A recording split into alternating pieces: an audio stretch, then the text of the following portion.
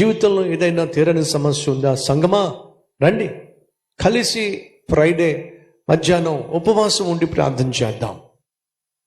ఉపవాస ప్రార్థన అసాధ్యాలను సాధ్యపరుస్తుంది. మీ జీవితంలో చాలా సమస్యలు ఉన్నాయి, ఆ సమస్యలకు పరిష్కారం ఉంది. ఏమిటి ఆ పరిష్కారం అంటే ప్రార్థన.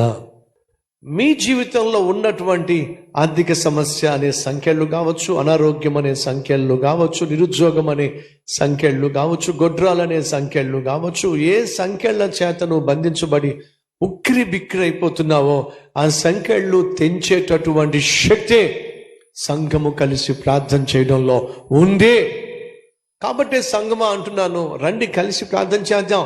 ఫ్రైడే సాయంత్రం 6 గంటల నుంచి 8:30 గంటల వరకు జరిగేటటువంటి ఉపవాస ప్రార్థనలో తప్పక పాల్పంచుకోండి.